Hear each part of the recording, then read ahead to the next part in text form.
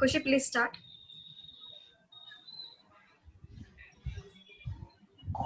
Good afternoon to everyone.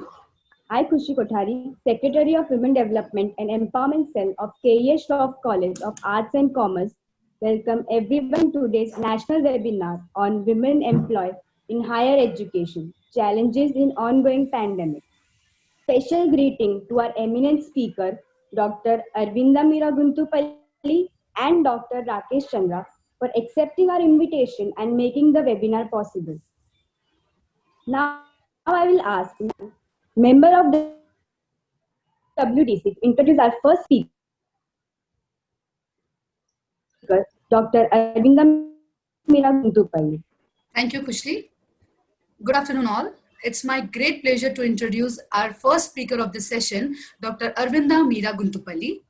Ma'am has done PhD in economics from University of Tübingen, Germany. Ma'am has research focus on health inequalities by protecting characteristics such as age, gender, sexuality, race. Ma'am has published various research papers and undertaken research projects. Ma'am is currently appointed as Senior Lecturer in Global Health PGR Coordinator, Athena SWAN Champion, University of Aberdeen, Scotland. Now I request ma'am to address our participants. Thank you, ma'am. Thank you. Thanks a lot. So I'll be sharing my screen and share some slides. Thanks for the introduction. Yeah. Okay, so hopefully you can see my slides.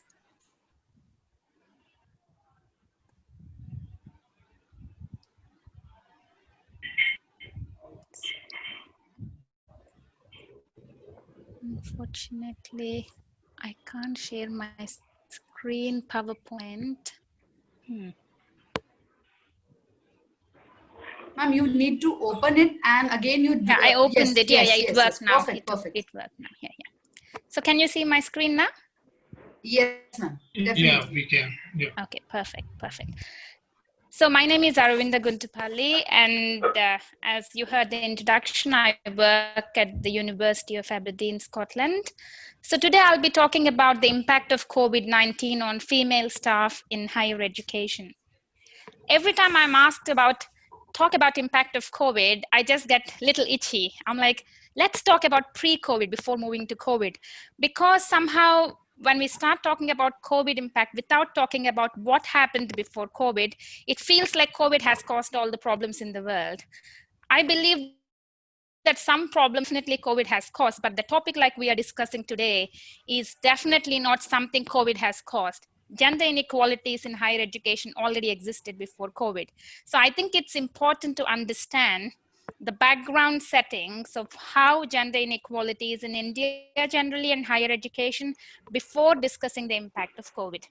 So as you all know, but I just still want to quickly reiterate India's role in various indices on gender inequality. For example, the United Nations Gender Inequality Index that looks at health, empowerment, labor market outcomes. India is ranked 122 out of 162 countries. We are particularly bad in terms of unequal labor market participation. And you must have heard in recent months and years that female employment is going down in India. So all neighboring countries are ranked way above India. For example, China is 39, Sri Lanka 86, in Myanmar is 106.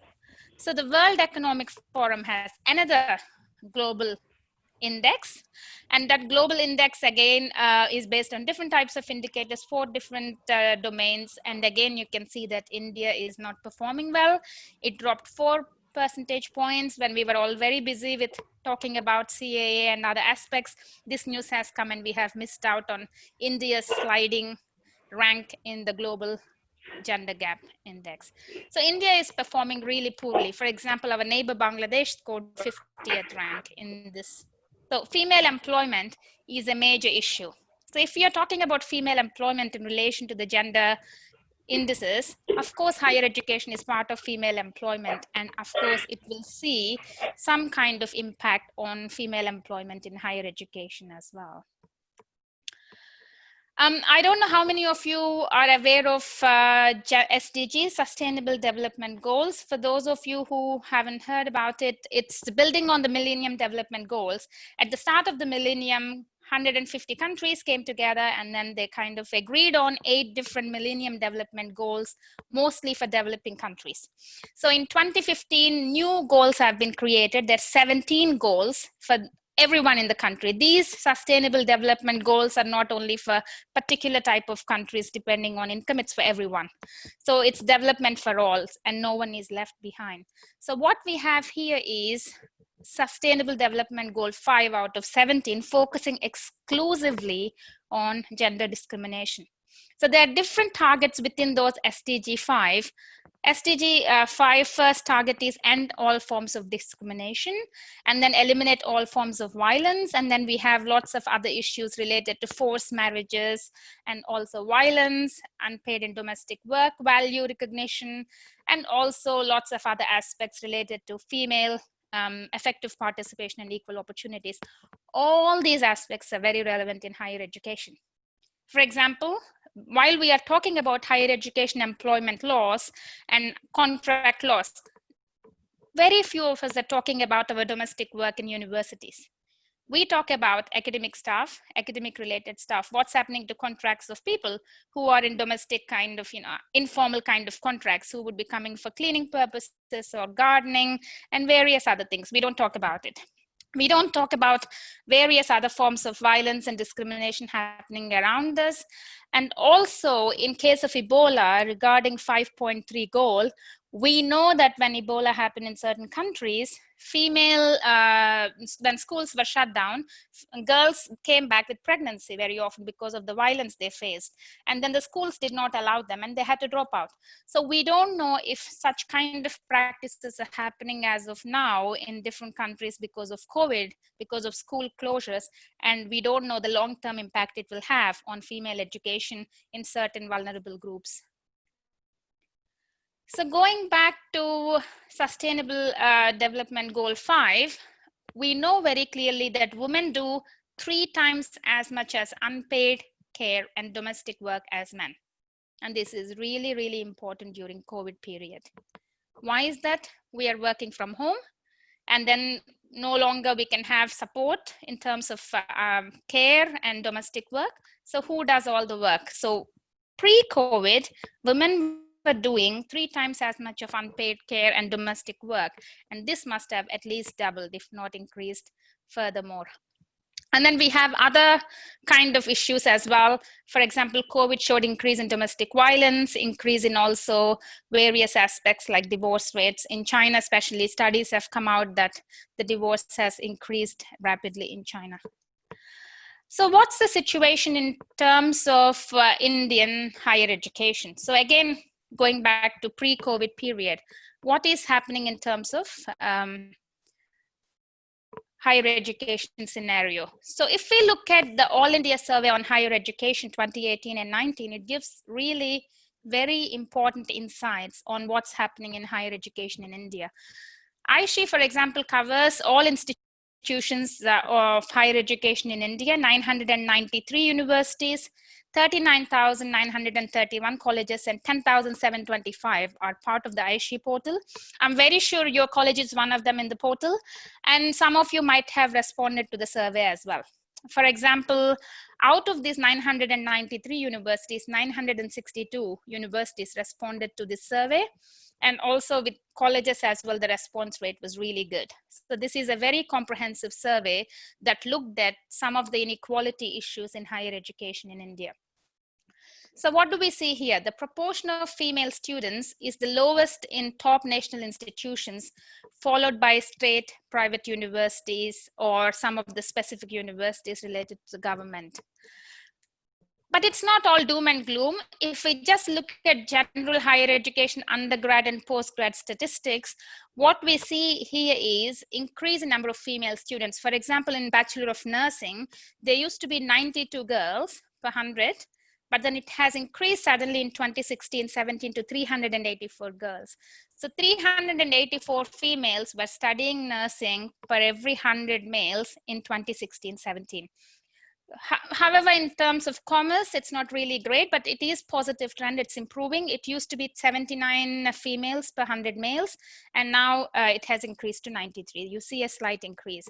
And similarly in MBBS, in medicine, you see kind of from 86, the gap is narrowing to 99. In case of masters, it's a different story. So in case of masters of commerce, you have 158 girls per 58 females per 100 males.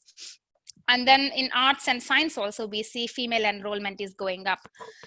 So moving to PhD, where we see this higher education inequalities, what happens is once we move to the PhD level, we have these kind of inequalities coming up where we see there are less females compared to males.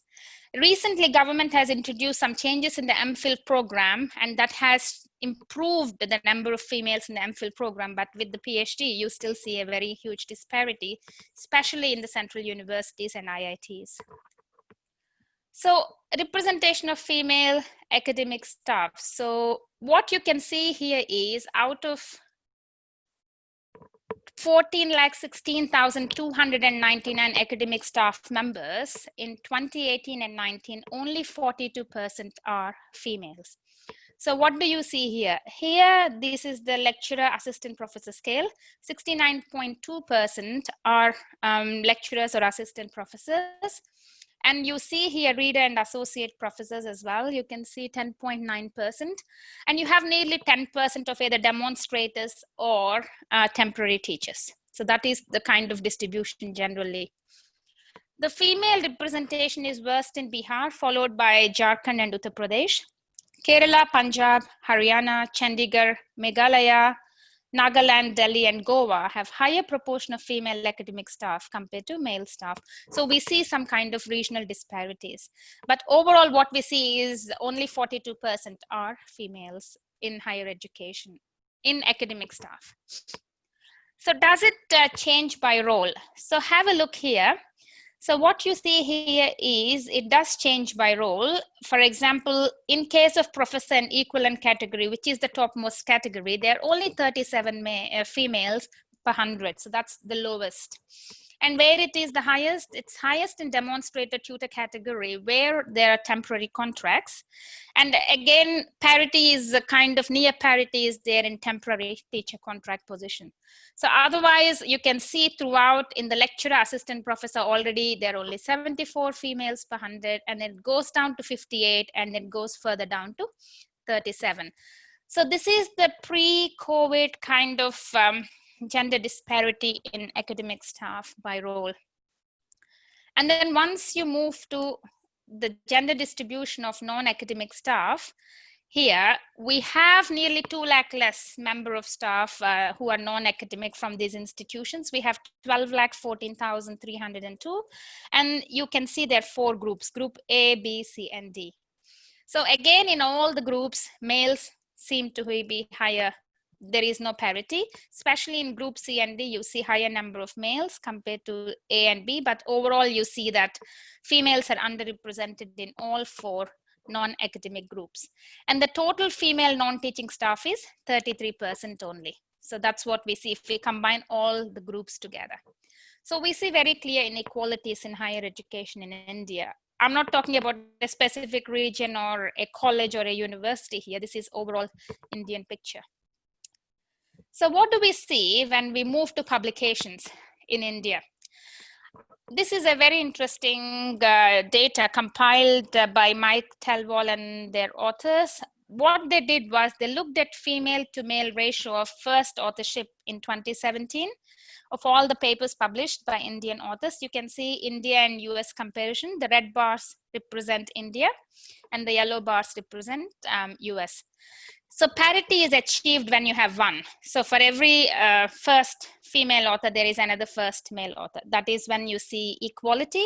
But you can see here almost all domains in India, so which is the red bar, we can see it's below 1. So it doesn't matter which discipline you study, everything is below 1. Whereas in the case of US system, it seemed to depend on the discipline. For example, in nursing, there are way too many females compared to males, also veterinary science, neuroscience, is kind of getting to parity, but then in health professions, there is near parity. But in case of India, it doesn't matter. Almost all professions seem to be dominated in the first authorship publications by males. The only difference between the US and Indian system is that in dentistry, there are more females compared to male authors compared to the US setting, and same in the economics and finance and physics, astronomy, and maths, where you see that India is performing better compared to the US. But otherwise, generally speaking, India is not performing good at all in terms of authorship. So now move to the COVID period. What do we see in terms of COVID-19 impact? So we have seen that, for example, females are overrepresented as demonstrators, tutors, and also various other roles. Now, COVID-19 has reduced the number of posts related to that. So where there is a overcrowding of females, those might be going through job cuts as well, because now in some settings you might not be able to have those kinds of roles, or in some settings maybe some people might say, I'm not going to have too many permanent contracts, I'll depend more on tutors because of the online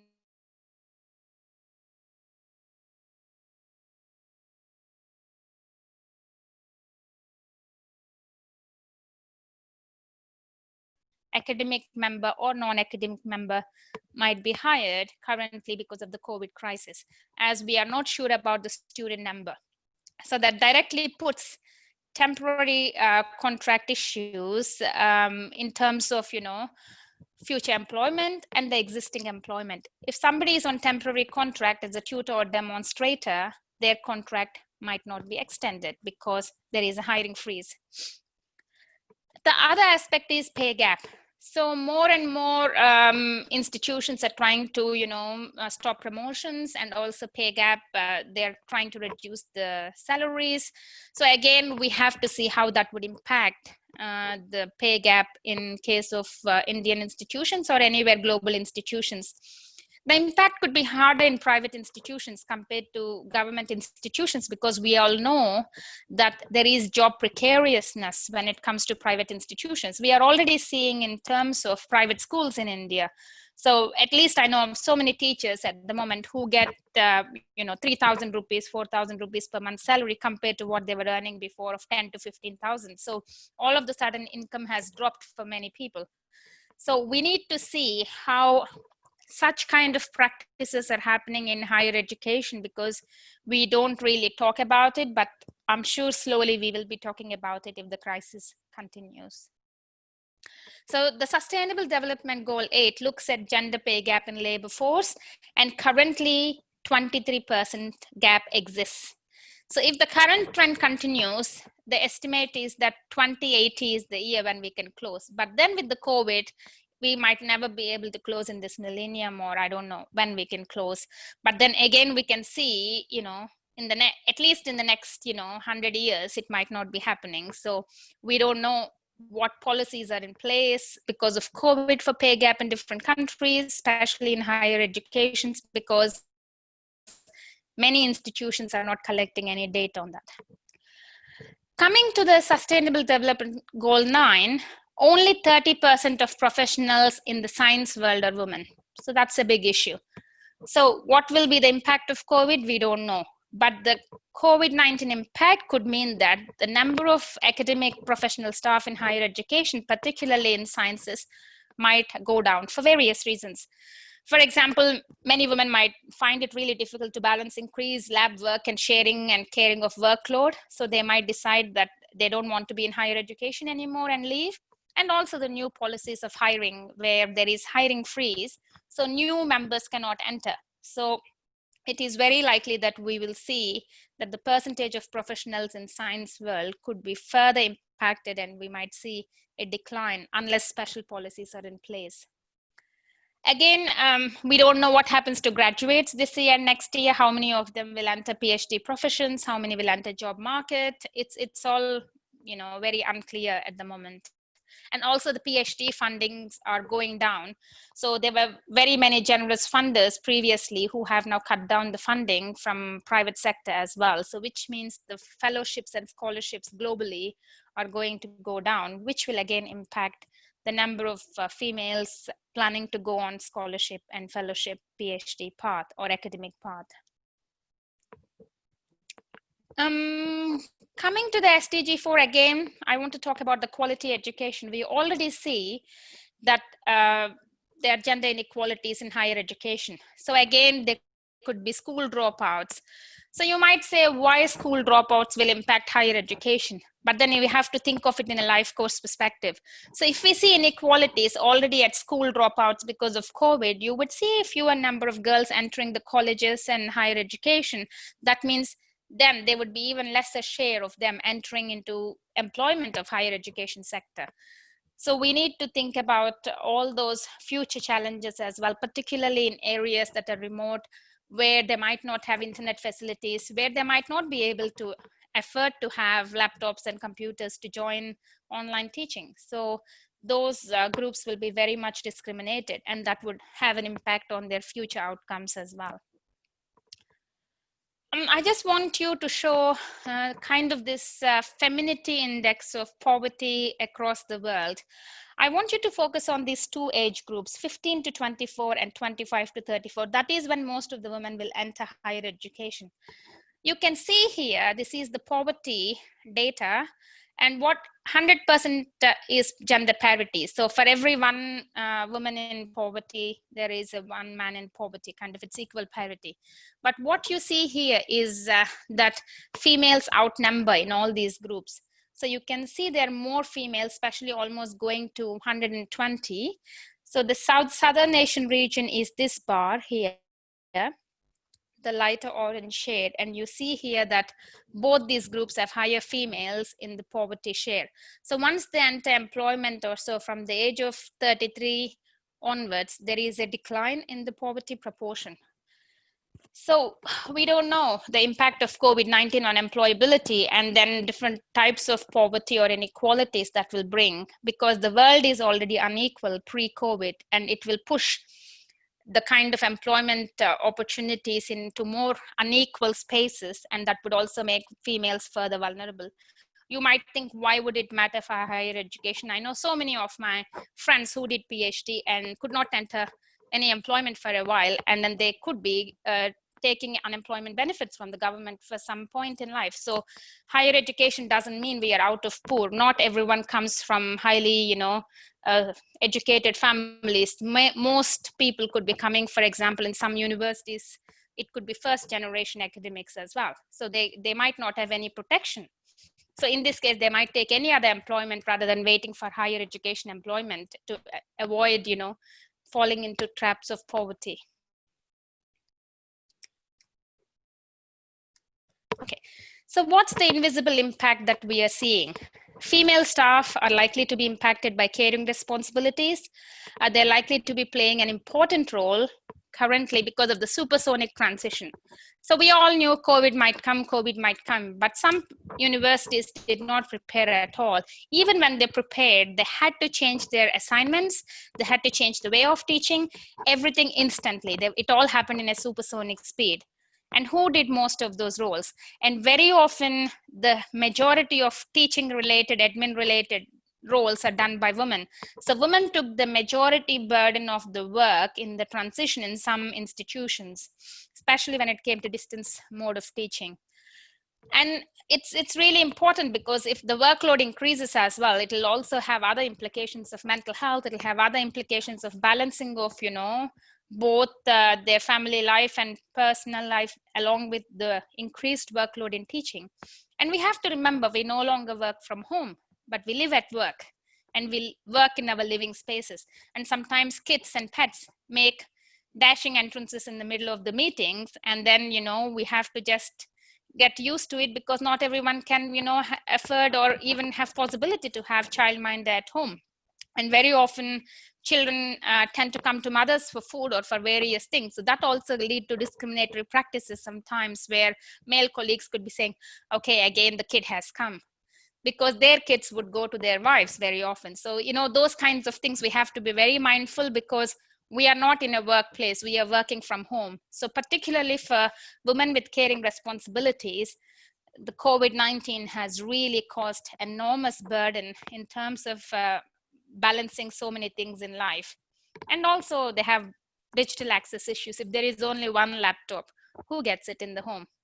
You know, are there any gendered kind of preferences? So do they end up caring more and then working at late hours and morning hours? Or how is workload shared in the household? These are the issues we need to figure out and speak out very openly. Again, some women might be also taking care of older members in the family. And again, we might have to think of support of disabilities. We have no clue what's happening at all about those aspects as well. So we need more data and evidence on that and more discussions about that. So there have been lots of papers published about the impact of COVID-19 in academia. And very often people focused on financial security and access to mental health care. That's getting worsened by COVID-19. So what's happening is during COVID-19, many people argue that the biased decision-making is favored. And it's really difficult to challenge biased decision-making in work from home settings, because when we are all at one institution together, if we can pick up on body language, we can pick up on certain things happening in an interview panel or allocation of work, we might know. But in the world we live in, these are silos. I sit in my home, you sit in your home, we all sit in our homes. How do I know what other person is doing or how opportunities are distributed? Because I'm not in the space where I can overhear or we can discuss. It all happens through emails and one-to-one conversations. So, for example, some people argue that the pandemics could make things worse for us, where biased decision-making process could be favored, and then the equality initiatives could get worsened. And we need to focus on both mental health and also academic performance, in addition to regular health aspects. There was also a very interesting discussion in Lancet about maternal wall, the pandemic and female academic. We all know in case of academic work and progression, it depends on the publications and research funding, especially in the universities and some of the colleges. So academic parents generally, both male or female, could be disadvantaged due to COVID. I speak to some of my friends and they're always busy balancing, making all the teaching work they need to do, doing the research they need to do, but then they don't get enough time because they have to also run school at home for their children. So they keep talking about how difficult it is for them, balancing all these different domains of life, and then they don't get to submit a publication or grant. And it's not just my friends. Initially, I thought it's some of my friends complaining about it. Evidence has come out that actually it's systemically happening globally. And I'll show some of the evidence very soon. And again, we know that the care work is often females. And in Northern Europe, where you know, it's boasted that there is female parity, women do almost 2/3 of the unpaid work. So we have a gender disparity, even in the so-called parity kind of societies. So we have to imagine what COVID-19 has done in these kinds of settings, and in settings where women do most of the work anyway. Again, COVID-19 funding calls. They were, I don't know about Indian settings, but I can say in the case of UK setting, we had the funding calls coming up. So when COVID started, we started hearing about it in March, funding calls started coming in. So what we had to do was clearly, very quickly respond. So they were like very quick turnout of 15 days, 1 month. So the calls would come up so quickly that you had to prepare the application, the whole budget, everything in less than a month, sometimes 15 days. And that needed kind of to be on the response mode. And what we see here is that COVID data is showing that less females are applying for funding, and also the kind of demands these COVID-19 funding streams have are not really meeting female carers' workload balance issues.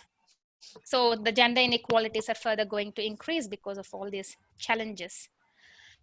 Dr. Arvind, just yeah, I'll finish. Just a small remark. Yeah. Thank you. I think I have a couple of slides. That's it. Yeah. Are women publishing less during the pandemic? And the answer is yes. So I've already said that, you know, it's not just happening with people around me, but I'm just seeing with also the evidence that out of the 1,179 medical COVID papers published, only, you know, you can see 16% It's 30% of them are female authors overall, and 28% are first authors, and 22% are last authors. So the first, last authorship and overall authorship has declined during the COVID period.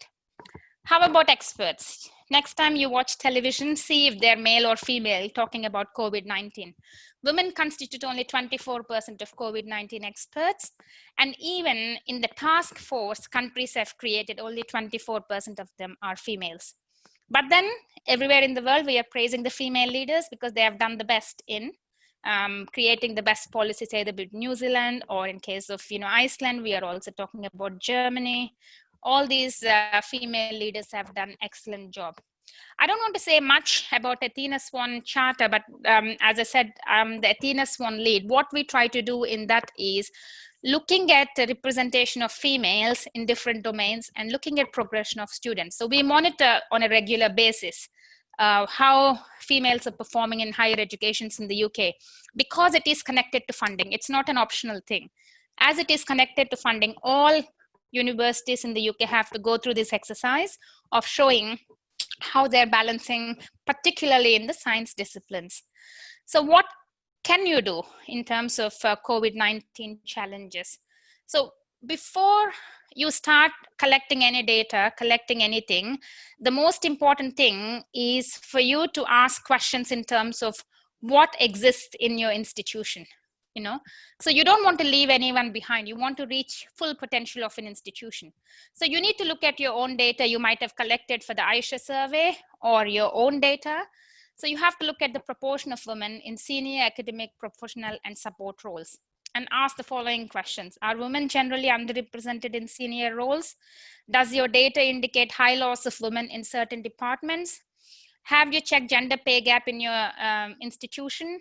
And have you asked academics in terms of their journey from PhD to professorship, what kind of barriers they face? And again, have you seen overrepresentation of women in short-term contracts and underrepresentation of women in permanent contracts? And do you have any policies to kind of overcome harassment or discrimination in a swift and respectful manner? And do you speak to your VC? Does your vice chancellor and senior management team speak to the university, also students, about the gender policies they have? Do they allocate resources like training for females if they need, or increase in awareness of gender issues? These are all the questions institutions have to ask. Again, have you asked to students about what they perceive in terms of the gender in your institution? Do they see that there is equal parity, or do they perceive the gender dynamics of institution in different ways? And again, have you seen different outcomes? Do you see proportion of female students with distinction, of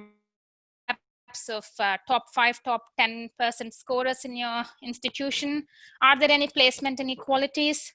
What kind of barriers female carers face? And again, do you focus on transgender, non-binary people, or females caring for disability, children with disabilities, or older people? Do you have any policies in place to support them? So all these things are questions one need to ask in the COVID period as well, particularly to know the support we can provide to female staff.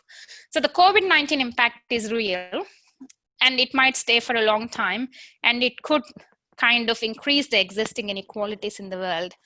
So the only way to fight with it is collect data, collect evidence, and design policies. So thanks a lot. Sorry, Rakesh, I took a little bit more time than I thought. No problem. Yeah. I think most of the things you problem. have already covered. I have two less things to speak. No. Rakesh, sir. Yeah. Can I take 2 minutes to thank ma'am, if you permit? Yeah, sure. Go ahead. Yeah, thank you so much, sir. Yeah. Thank you so much, ma'am. I must mention our deep sense of appreciation for Arvinda ma'am for devoting her valuable time and sharing her wisdom with us. I really agree with you, ma'am, that challenges for women in higher education is not only due to this pandemic, but yes, it increased the number and extent of challenges for women in personal and professional life both. Thank you so much, ma'am. And the PPT was just excellent. It will be great if you can share this PPT with us. Yeah, I'm happy to share. Yeah. Thank you so much, ma'am. Over to you, Rakesh sir. Okay, yeah. Just a second, I'll introduce Rakesh sir. Yeah, first. yeah. Huh? Yes. Vaishali. Dr. Rakesh Chandra sir. Dr. Rakesh Chandra sir is an academician development consultant. He has more than 6 years of experience in evidence-based quantitative research, monitoring and evaluation, survey and project management. He has been working as consultant in development sector and rendering his techno-managerial services to organization as quantitative evaluation research professional. He has a research degree in regional development with specialization in qualification of healthcare access.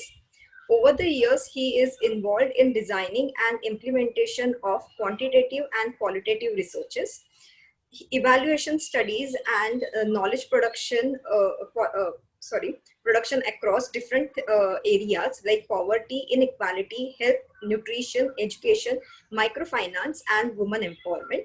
Sir has published research articles in various renowned international journals and has undertaken several research projects. Sir is currently appointed as Assistant Professor at Center of Health Policy Planning and Management at TIS. Now I'll request Sir to enlighten us on this particular topic. Thank you, sir. Over to you. Hello, everyone. Thank you to the team and thank you to the KES of College for having me for this wonderful talk, and special regards to Vaishali who contacted me and designed it together with me, and we moved on and today we are actually having it. I will start with a priori that when we are talking about women employment in education, I understand that there is certainly some sort of issues. Things are not at their place, right? So that's why we are talking about it. So I would take this as a priori that things are not in a way as they should be. And to be frank, as a male, my experiences or my perspective would be that of outsiders. I can never really feel the way a woman working in higher education, or for that matter working anywhere, would experience things or would take the society on in her day-to-day life. So just give me a couple of seconds before I share my screen.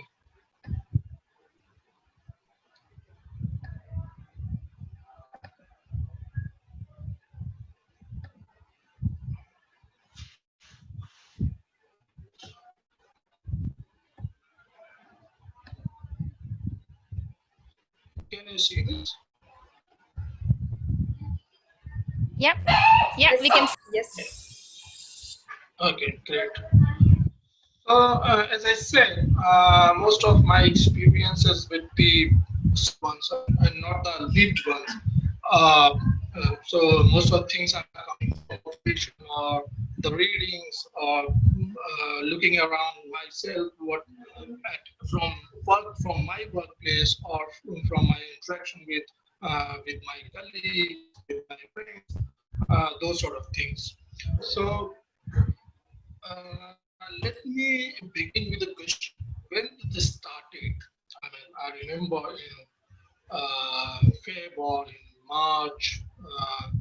So when we started to restrict ourselves to our homes, I could see those who will be using different social media platforms. They must have seen hashtags like this. We are in this together, and there was some sort of excitement on the part of people, those who were restricting themselves at home. We could see male or men cooking in the kitchens, uploading their pictures with hashtags like this, and they were. I mean, the thing were to display that, okay, male and female or men and women were trying to cope up with the situation together. But are we really? I mean, and I just wanted to ask this question. Are we really equal in terms of impact of this COVID crisis? I mean, do we equally suffer as male member or as female member of the society? Do we equally suffer? If you ask me, I would say, as from my experience, I would say no. You must have seen, women in news, in media. We have seen a gory picture of women delivering on a railway station somewhere in Lucknow, I think, if I remember it correctly. So, and those sort of other things, when migrants started moving on their foot, when lockdown happened, I can certainly say that women, to a great extent, suffer more than men in the entire COVID crisis thing. So, hello. So, is there any problem in my voice? Someone has just messaged me. Or no, sir.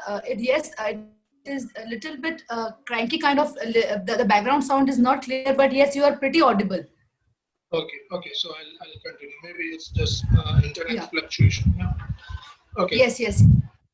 So whatever I could see around, I really feel that. I mean, theoretically, we say that, okay, men and women are equal. Everyone is suffering together in this crisis. But in real terms, the society is structured in a way that men are privileged in certain sense, be it at workplace or be it at their homes, and be it in terms of social capital that men would have in society. On all those aspects, the society is structured in a way that men would certainly have some sort of advantage, which is undue, which should not be there.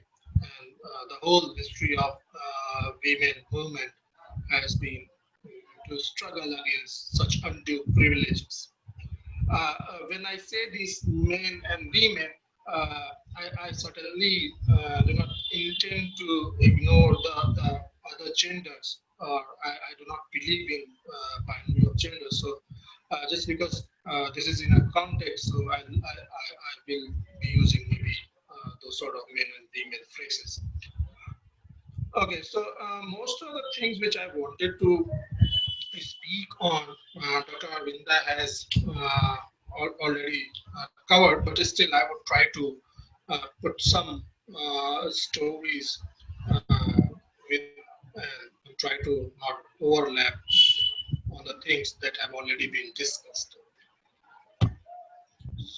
So moving on, Dr. Arvinda has talked about the impact of COVID and its impact on women in higher education, and rightly so. I mean, there have been a lot of research in the last couple of months which show that there have been gaps at different levels in terms of productivity.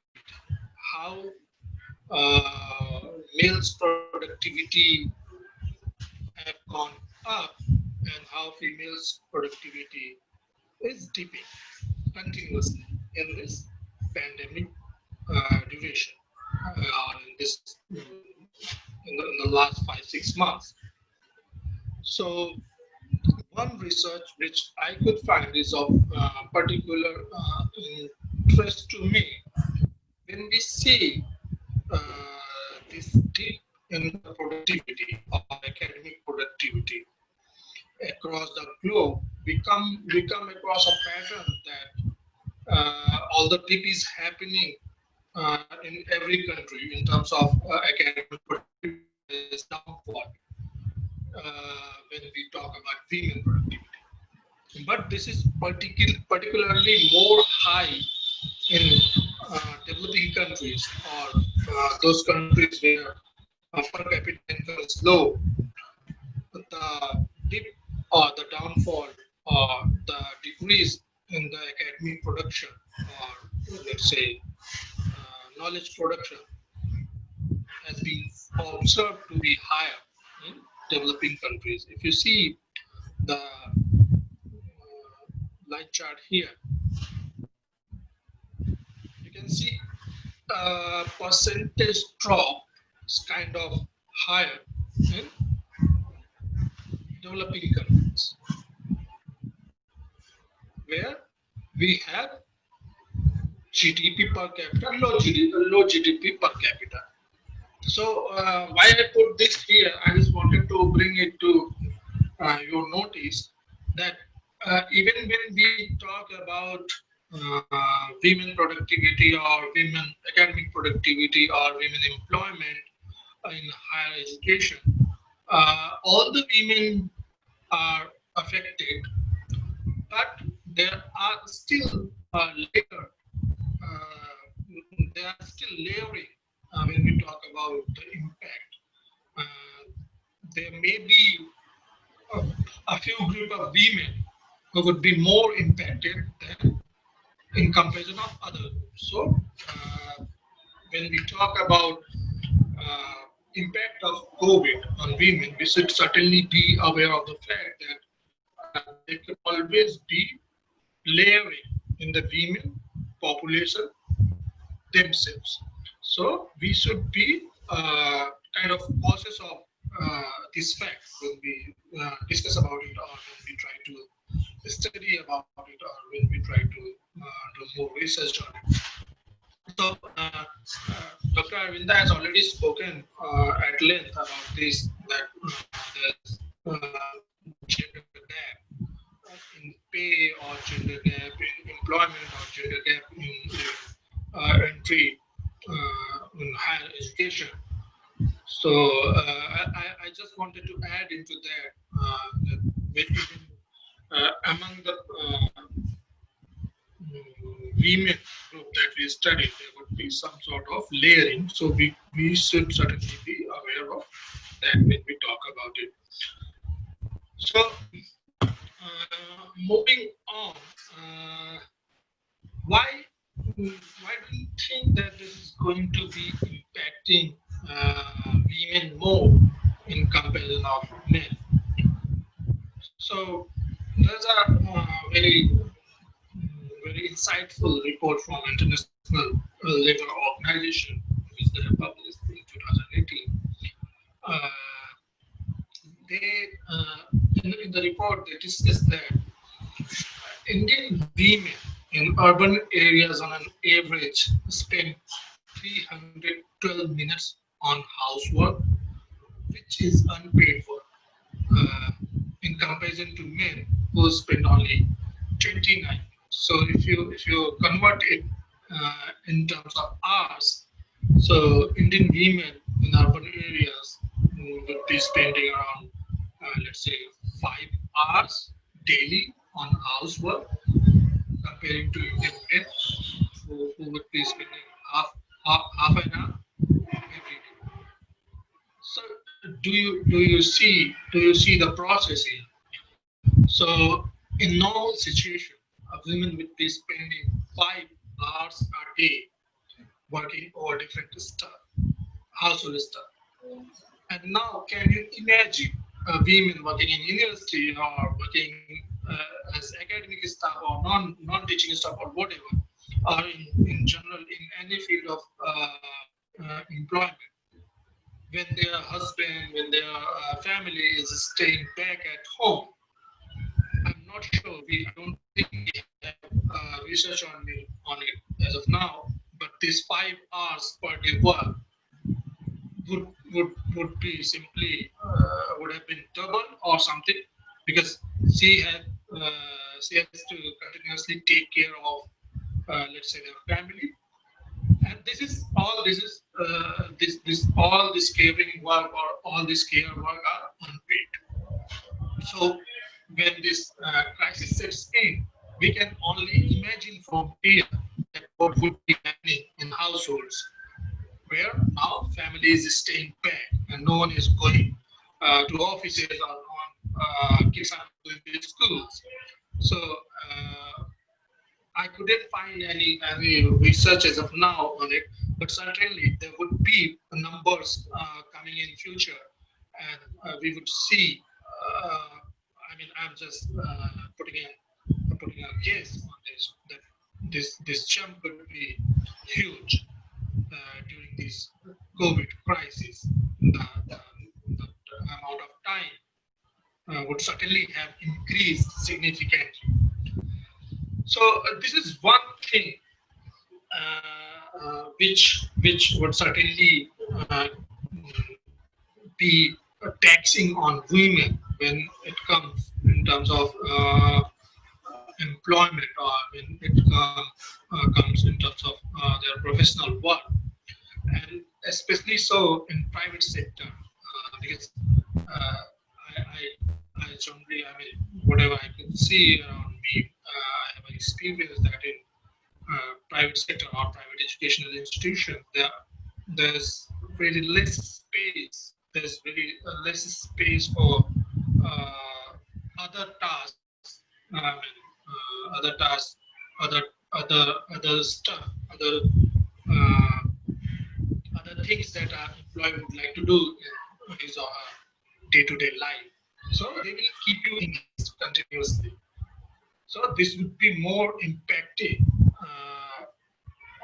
for a woman who is working in private educational institute. So moving on, a few other things. Dr. Arvinda has given some tangential references to these, but maybe I would like to put more detail on it. So what happens when a woman stays back at home and work from home? Would she be having equal access of even, let's say, household resources? For example, I have seen kids playing with mobile phones or laptops which belongs to mothers. It's not possible for them to take their father's phone, father's laptop. So if someone, let's say, any female is working from home, she has got higher chance of being disrupted, and she would certainly have less access of connectivity resources compared to men. These are observational, or these are coming from my day-to-day shared experiences, which I could gather from different sources. Obviously, there is much research to be done on such things. And the second thing which I just wanted to talk about, sorry, can you hear me? Yeah, okay, just let me know if yes, sir, you are audible. You are audible. Yeah. Okay, so another thing which I wanted to speak is unequal access of spaces. So assume I am having a 1 BHK flat, and I don't find a very well network in my flat. Can a women and men equally access to their terrace? I would say no. Men would certainly move, let's say, to the terrace if something is happening inside the home, or some disturbance or some network issues are there. But in comparison to men, women would certainly find it difficult to. Rakesh, sir? Yeah. Sorry for the interruption, sir. Any mobile or other devices near your laptop or something? Because yeah, I have my mobile. There may Yeah. be a reason that the Okay, voice okay. is not that pretty audible. Okay, okay. Can you try one So, more time? Yeah. yeah, so maybe I will just disconnect my phone or disconnect the network or internet from my phone. Okay, so I'm just trying to switch it off. So, uh,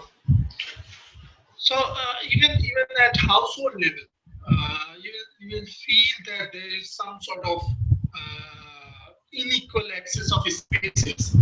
I mean, uh, there would be preferential spaces when it comes to men and women who are sharing same house. Maybe men would have access to or occupancy of drawing room, and women would be certainly limited to bedroom or kitchen, right? And another thing which certainly is having a great impact on the way women are moving around these days.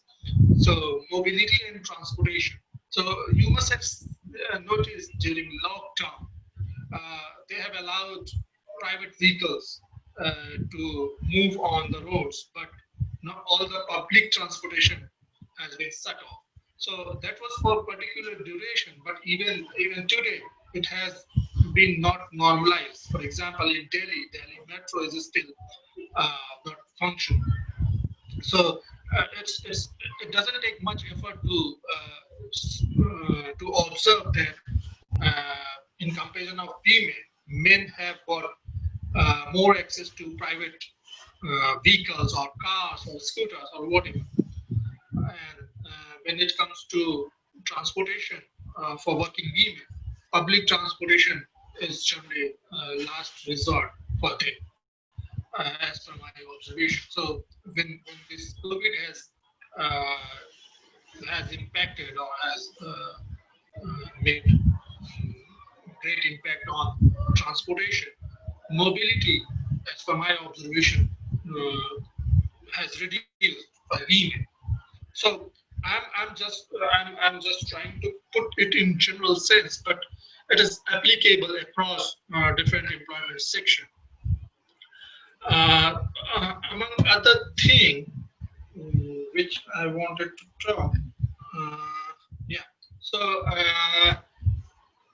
over the period, I mean, in general, in normal times too, there is a at household level, when decision making happens, it is gender. If you see data, if you see, let's say, NFHS data, family health survey data, you'll find that women at different level would have very limited say.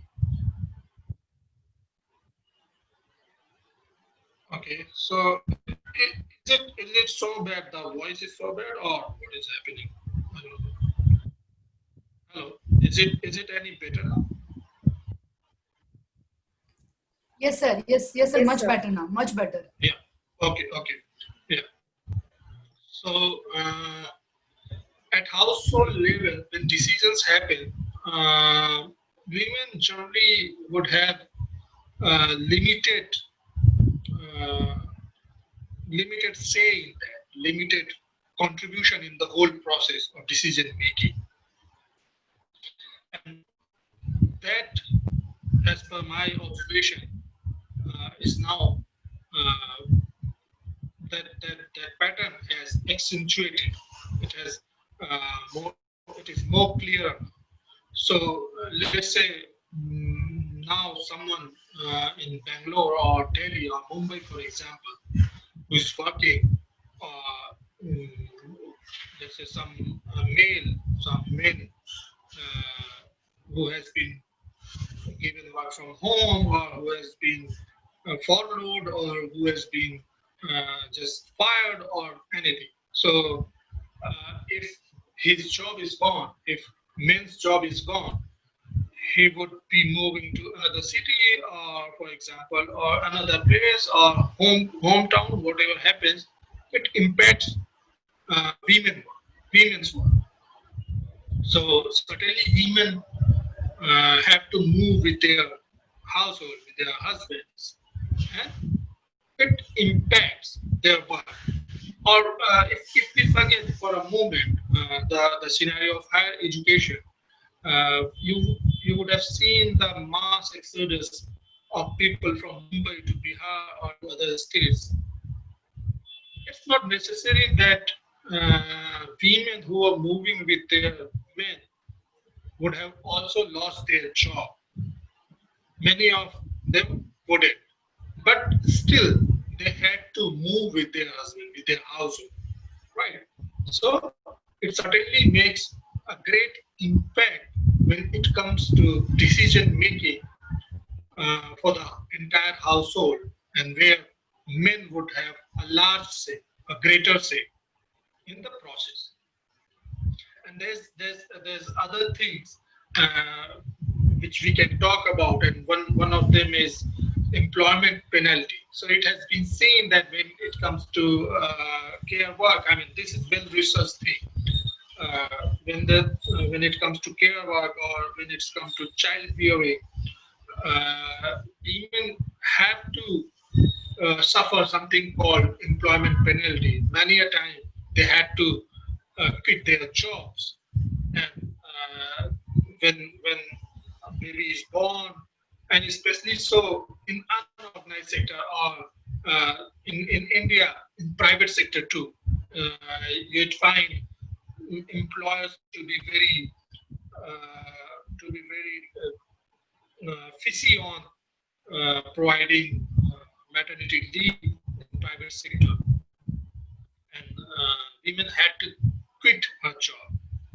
And then something which is called job quality penalty, as we discussed, that women would certainly have very limited say when it comes to living in particular city, or moving with their households.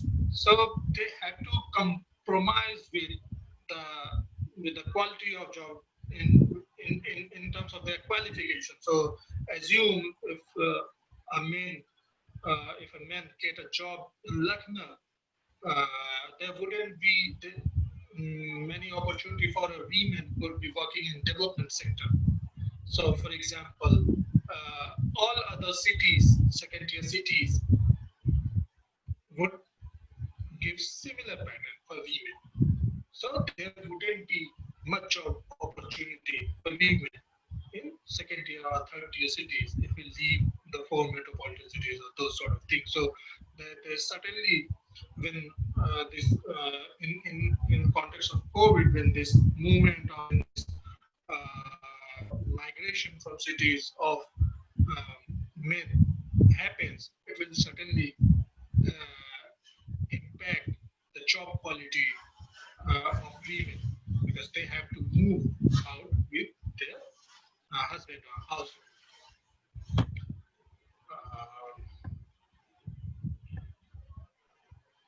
Yeah, so one thing which is very important. So when we talk about employment market, which is facing some sort of turbulence these days during this entire COVID period, this crisis period. So the transaction between an employee and an employer is not pretty straightforward. I mean, it's not neutral, it's gender. So the way an employee deals with its male employee is different from the way it does with female. So when this firing is happening, when market is slow, certainly employees are going to have greater power on their employees. So employers are going to have certainly greater power on their employees, and negotiating term somehow is in the favor of employers. And in that scenario, what I wanted to focus that we as a society have been not very favorable to female, and harassments and those sort of things is quite rampant at workplaces. And COVID, with the onset of this crisis, and with the current situation of job market instability, this space of exploitation of different sort is going to be much more higher than we had previously. Looking at all these aspects, what I can figure out or what I can conclude is that it's not going to be easier for women in higher education or research, or for that matter in any sector of employment, to sustain this crisis for a long term. And we have to come with some sort of, let's say, temporary provisions for this crisis period. And if we want to continue with those provisions to protect women, we can certainly make them permanent. I mean, for long run, when any such crisis happen, they can come in force. But still, we have to start looking towards some sort of provision which would be protecting women at their work. And obviously, it's hampering the productivity and the time which women would dedicate to their work. And in the long run, it will again send women into a spiral of low productivity or low. I mean, it's very easy to say that, okay, all those things are being reduced. I mean, in layman language, what women do, they do nothing but they just do a job and their job and earn money. So, okay, Dr. Arvinda, I'm just finishing it. No problem. You can go ahead. I can reply to any questions by email as well. I didn't want to interrupt you, but I didn't want to be rude. Sorry. This is just it. In just 1 minute. Yeah, I'm just concluding. Okay. So yeah, so the crisis would be pushing women to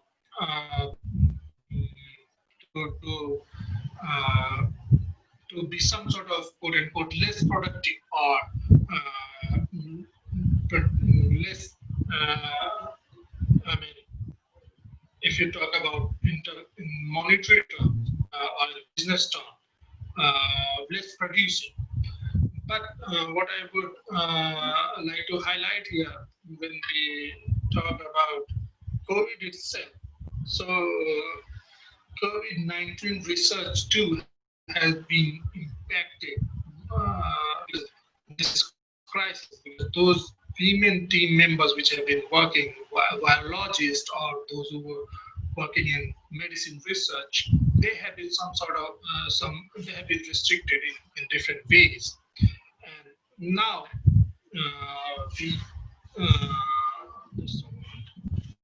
we come to a question that who has got more probability to develop a vaccine, looking at these scenarios.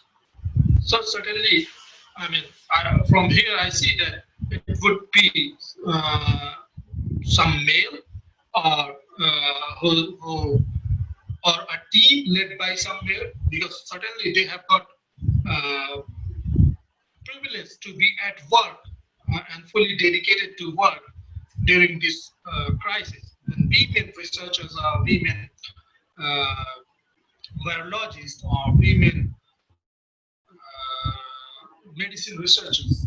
They are grappling with what you call work-life balance, which has been distorted to a large extent now in this time of crisis.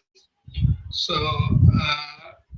but this must not push you back and let you think that, okay, this is how it is going to be. Certainly, as Dr. Arvinda was also indicating, that there are some networks, there are some talks about these issues, and would certainly say that the voice, the volume would grow in upcoming days, and we should certainly make our contribution uh, to to move toward a society which is more gender balanced and not giving undue privilege to individual group of population. Okay, with this, I'll just wrap this up. I'll just end this. Thank you.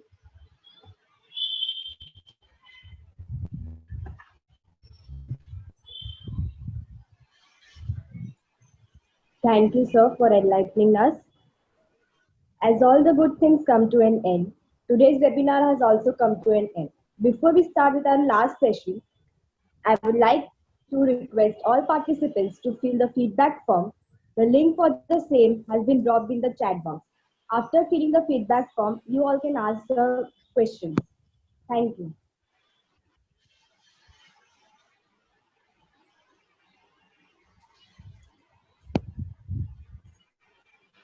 Now I request Mrs. 𝗏𝗁𝗁𝗲𝗏 ma'am to give the vote of thanks. Before I propose the vote of thanks, I would request all the participants, if they have any questions to our speakers, kindly post your question in the chat box so that we can convey your message to ma'am or sir. So hopefully we don't have questions, ma'am, right now, sir. So can we proceed further? Yep. Yeah. Okay. Thank you, sir. Thank you, ma'am. It is my proud privilege to propose a vote of thanks in this webinar on behalf of Women Development and Empowerment Cell of 𝗘𝗺𝗃 College of Arts and Commerce, Mumbai. I extend a very hearty vote of thanks to all the participants who took out their valuable time from their busy schedule. I'm really grateful to Rakesh sir for his consistent guidance and explaining the topic in an exemplary way. Sir, the notion that you share is absolutely apt at this time, as we all women are facing the same challenges. At the end, I extend my big thanks to our chairperson, Dr. Vanitha Sarmani, for her non-stop support. A special thanks to Aarti ma'am for putting a great effort to organize this webinar with 130 participants. Thank you everyone for making this event successful. Thank you, Arvinda ma'am. Hopefully we will associate with you and with sir in upcoming events. Thank you. My pleasure. Thank you, ma'am. Thank you, sir. Thank you, everyone. Thank you. Thank you. There is now one question is there. Okay, great. Because they were not able to, I guess, privately they have sent. As women feel very sorry to crime against a woman increasing by day, please comment on that. I'll repeat myself, as we as women feel very sorry to crime against a woman increasing day by day. So comment on that, a comment from both your sides. So, Dr. Arvinda, would you like to take the floor? Yeah, I think it's a very complicated aspect generally because, you know, during COVID, we have seen an increase in violence throughout in various countries. And also, you know, really horrible kind of cases coming out. Even recently in India, I remember reading 70-year-old woman was raped and violence happened on elderly women as well. So which is really horrifying and shocking. Children facing abuse. So for some people, institutions protect. For example, schools could be a protective factor to escape from home, whereas for some, it might not be a protective factor. So it's really, really complicated as we are facing a challenge like never before. And then democracy is there, but institutions are fighting with COVID. Police are also now joining hands in the COVID fight. So once our whole focus is on COVID, things happen in the background in a way that we can't understand what's happening. So there is less monitoring.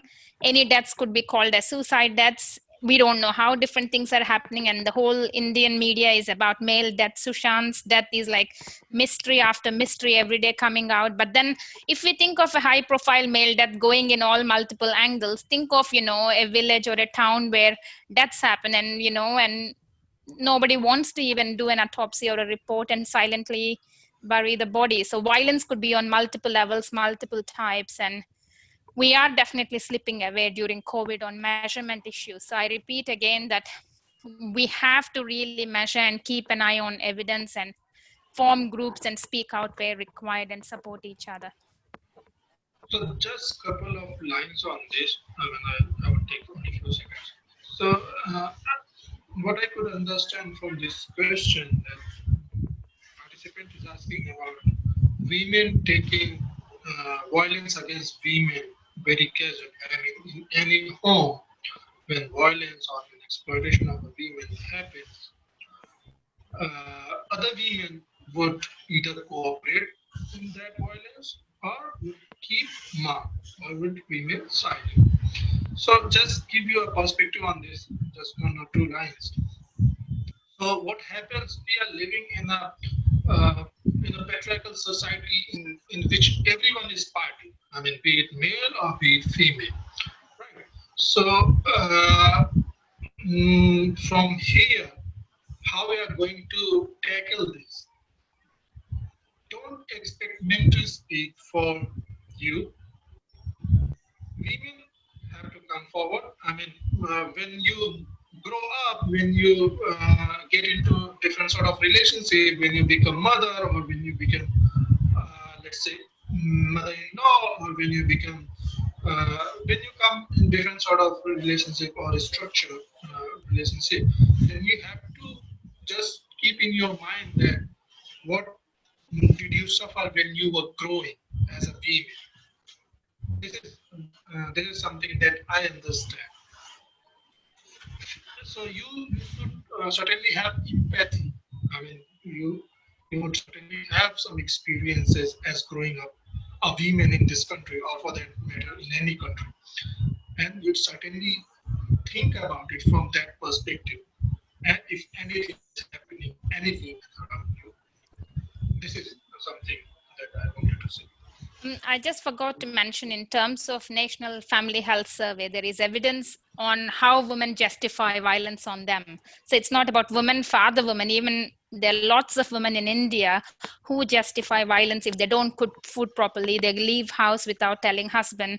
So women themselves justify. There is a normalization of violence, that we have a very kind of different threshold, and because I faced it, if other person faces, it's fine, because this is how it is. It's very normal to go through it. So we have that evidence even in the national level surveys. And I can see there is a next question in terms of maintaining personal and yes. professional life balance. $1 million question in a way, but we are all struggling and fighting. I personally think sometimes you have to tell colleagues, if the work is too much, that this is more than beyond your work capacity and you can't do it, and talk openly to colleagues. Like, if the work distribution is not equal, be open about it. You don't have to be shouting and fighting, but you can just start a conversation and say, look, I'm really struggling. This is my current workload. Is there anything I can do? And take your weekend, if possible, off. And if you work, just work for your own research, but don't bother to work. So that's my theory. As previously, when I was working and creating lots of new distance learning years and years ago, because when you're innovating, people get excited and dump more work on you, and you get sucked into things sometimes. And COVID is exactly that kind of situation, and I can connect with, where if you're somebody who is innovative, if you're somebody who likes to build things together or come, or your student facing, your workload is going to increase like crazy. So it doesn't matter male or female, but if you're female and you have work obligations, it's going to be even worse. So you have to be really careful in terms of saying, this is my weekend, take time off for you, protect your weekend very carefully, take holidays, protect yourself. Otherwise, if you're burning out, you need even more time to do the tasks. And when you get up in the morning, you feel like, oh God, I have a million emails and meetings to do. How do I go through it? sometimes I'm really shameless. I'll tell this tip before switching off. When I have lots of meetings and some of them are where I just need to listen, I'll just switch off my video and reply to emails so that I don't have to get up in the middle of the night to reply to emails. So you have to find ways of, balancing things. I know it sounds a bit rude, but at least, things that are not really important, you can just balance them together. Otherwise, you'll end up writing emails after 25 million meetings in a week. So it's not productive. So unfortunately, I have to really rush because I'm just 1 minute away from my next presentation. So it's a departmental meeting, so I must go. Yeah, nice meeting you all. Thank you, ma'am. Thank you so much, ma'am. Thank you so much. Sorry, Rakesh, I'm not Dr. going to listen No to your problem. answer, but I'm sure I'll pick up. I just wanted to add a line in your perspective. That's all. You spoken well. Yeah. Thank you. Bye. Bye. Bye. Bye. Yes, sir. Yeah, so I just wanted to add one line that you have to negotiate at your workplace and at your home too. I mean, many a time we generally assume as a male or as a female that this is what my role is. But maybe you should speak to your spouse, your partner at home, that how you are going to distribute this household work. And along with that, you have to negotiate at your workplace too. As Dr. Arvinda was saying, that maybe you should tell them that you don't have bandwidth or you don't have space for doing more work at your workplace. I mean, whatever they're giving you online or offline, whatever it is. So certainly you have to talk about it. That is what I wanted to say, at your home and at your workplace, to balance the work-life balance.